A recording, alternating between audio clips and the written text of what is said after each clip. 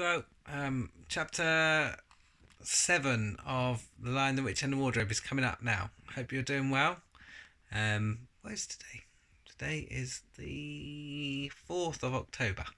And I think Pastor went yesterday. And what else is going on? Oh, the leaves are all falling off their trees. Anyways, okay, here I go. I'm going to read for you. So, chapter 7 is called A Day with the Beavers. While the two boys were whispering behind, both the girls suddenly cried, "Oh!" and stopped. "The robin!" cried Lucy. "The robin! It's flown away!" And so it had, right out of sight. "And now what are we to do?" said Edmund, giving Peter a look which was as much to say, "What did I tell you?" "Shh! Look!" said Susan. "What?" said Peter. "There's something moving among the trees over there to the left." They all stared as hard as they could, and no one felt very comfortable. "There it goes again," says Susan presently. "I saw it that time too," said Peter. "It's still there. It's just gone behind the big tree." "What is it?" asked Lucy, trying very hard not to sound nervous. "What is it?" said Peter. "It's dodging us. It's something that doesn't want to be seen."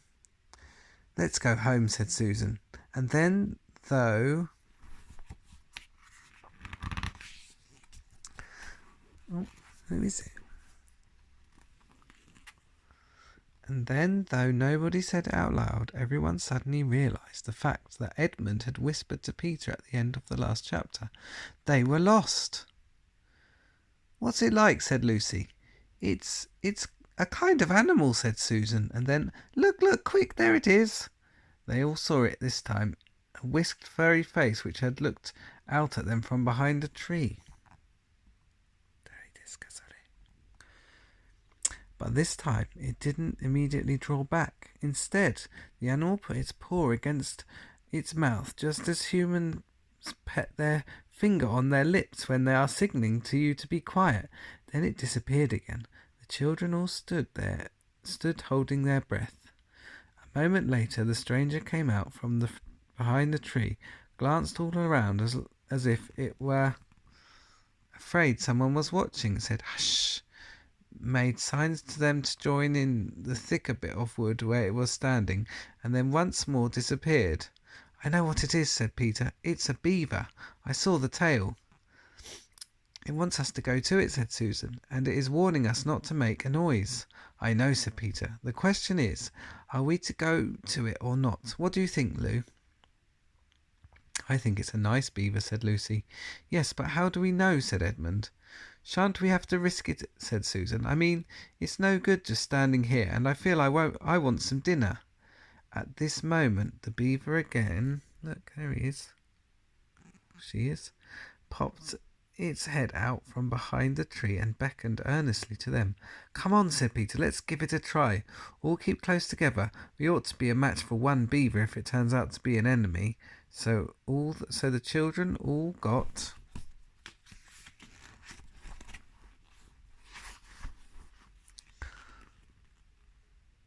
close together and walked up to the tree and in behind it, and there, sure enough, they found the beaver. But it still drew back, saying to them in a hoarse, throaty whisper, "Further in, come further in, right in here. We're not safe in the open." Only when it had led them into a dark spot where 4 trees grew so close together that their boughs met, and the brown earth and pine needles could be seen underfoot because no snow had been able to fall there, did it begin to talk to them. "Are you the sons of Adam and daughters of Eve?" it said. "We're some of them," said Peter. "Shh!" said the beaver. "Not so loud, please. We're not safe even here." Who are you afraid of?" said Peter. "There's no one here but ourselves." "There are the trees," said the beaver. "They're always listening. Most of them are on our side, but there are trees that would betray us to her, and you know who I mean." And it nodded its head several times. "If it comes to talking about sides," said Edmund, how do we know you're a friend?" "Not meaning to be rude, Mr. Beaver," added Peter, "but you see, we're strangers." Quite right," said the beaver. "Here is my token." With these words it held them a little white object They all looked at it in the surprise till suddenly Lucy said, "Oh, of course, it's my handkerchief, the one I gave to poor Mr. Tumnus." "That's right," said the Beaver. "Poor fellow, he got wind of the arrest before it actually happened and handed this over to me. He said that if anything happened to him I must meet you here and take you to—" Here the Beaver's voice sank into silence, and it gave one or two very mysterious nods.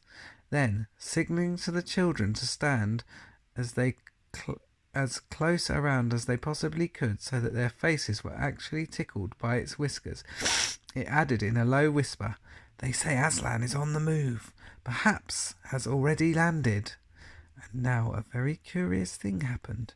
None of the children knew who Aslan was any more than you do, but the moment the Beaver had spoken these words, everyone felt quite different.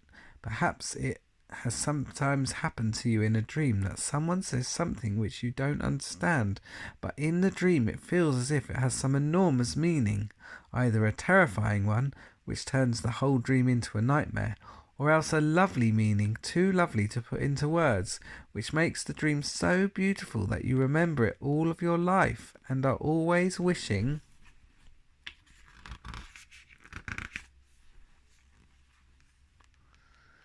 you could get into the dream again. It was that one. Now, at the name of Aslan, each of the children felt something jump in its inside. Edmund felt a sensation of mysterious horror. Peter felt suddenly brave and adventurous. Susan felt as if some delicious smell or some delightful strain of music had just floated by her. And Lucy got the feeling you have when you wake up in the morning and realise that it is the beginning of the holidays or the beginning of summer. "And what about Mr. Tumnus?" said Lucy. "Where is he?" "Shh," said the Beaver. "Not here. I must bring you where we can have a real talk and also dinner." No one except Edmund felt any difficulty about trusting the Beaver now, and everyone, including Edmund, was very glad to hear the word dinner. They therefore all hurried along behind their new friend and led them to a surprisingly quick pace, and always in the thickest part of the forest, for over an hour. Everyone was feeling very tired and very hungry, and suddenly the trees began to get thinner in front of them, and the ground to fall steeply downhill. A minute later they came out under the open sky, the sun was still shining, and found themselves looking down on a fine sight. They were standing on the edge of a steep, narrow valley, at the bottom of which ran, at least it would have been running if it hadn't been frozen, a fairly large river. Just below them a dam had been built across the river, and when they saw it, everyone suddenly remembered that of course beavers are always making dams, and felt quite sure that Mr. Beaver had made this one. They also noticed that he now had a sort of modest expression on his face, the sort of look people have when you are visiting a garden they've made or reading a story they've written. So it was only common politeness when Susan said, "What a lovely dam," and Mr. Beaver didn't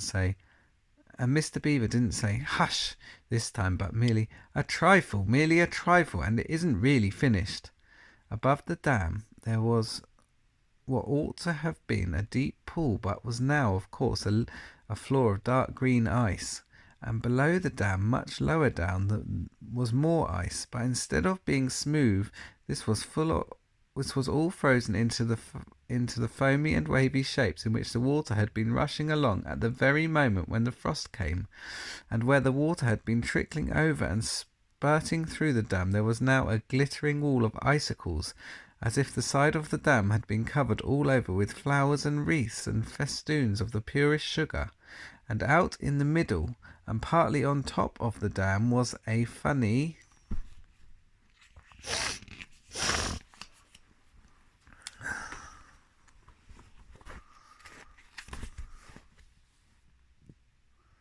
little house shaped rather like an enormous beehive, and from a hole in the roof smoke was going up, so that when you saw it, especially if you were hungry, you at once thought of cooking and became hungrier than you were before.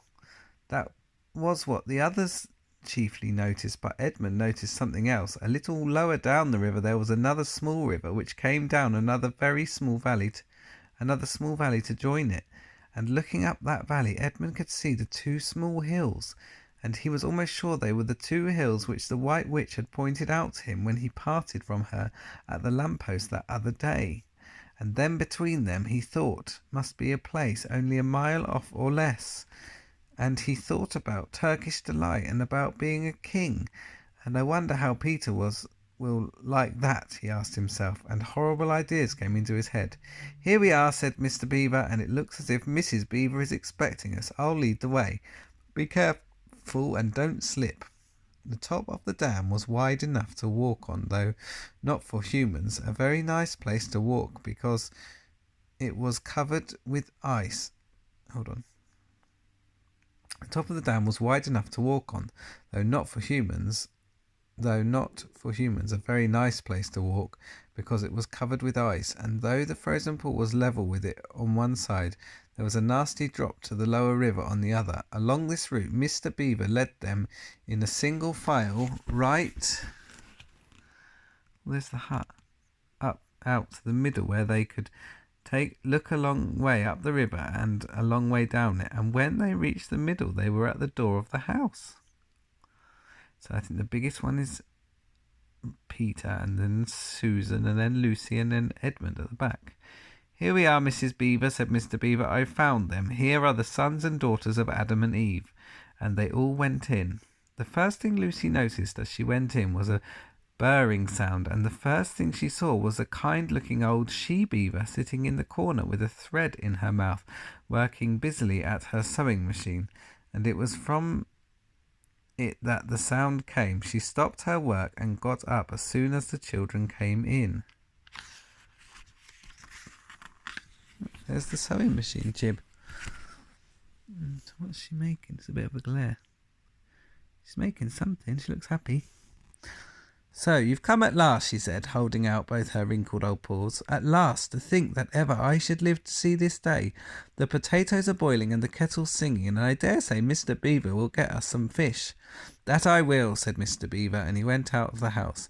Peter went with him, and across the ice of the deep pool to where he had a little hole in the ice, which he kept open every day with his hatchet.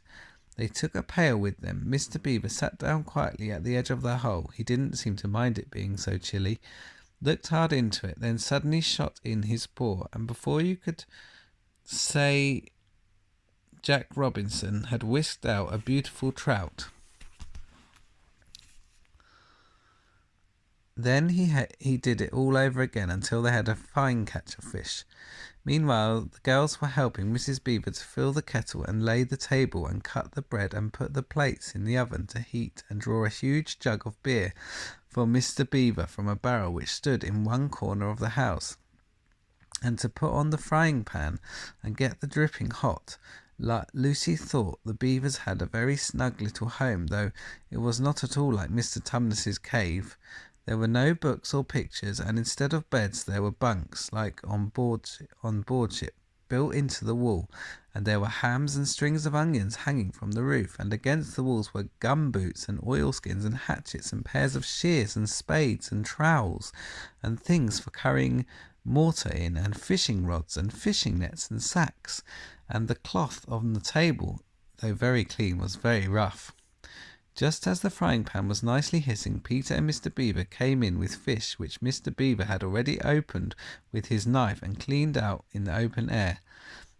You can think how good the new caught fish smelled while they were frying, and how the hungry children longed for them to be done, and how very much hungrier still they had become before Mr. Beaver said, "Now we're nearly ready." Susan drained the potatoes and then put them all in the empty pot to dry on the side of the range, while Lucy was helping Mrs. Beaver to dish up the trout, so that in a very few minutes everyone was drawing up their stools. It was all three-legged stools in the Beaver's house, except for Mrs. Beaver's own special rocking chair beside the fire, and preparing to enjoy themselves. There was a jug of creamy milk for the children. Mr. Beaver stuck to beer, and a great big lump of deep yellow butter in the middle of the table, from which everyone took as much as he wanted to go with his potatoes. And all the children thought, and I agree with them, that there's nothing to beat good freshwater fish if you eat it when it has been alive half an hour ago and has come out of the pan half a minute ago. There we go. Look, they're all sitting around the table. Edmund's on this side. Lucy, Susan, Peter, and I guess this one is Mr. Beaver and that one's Mrs. Beaver. So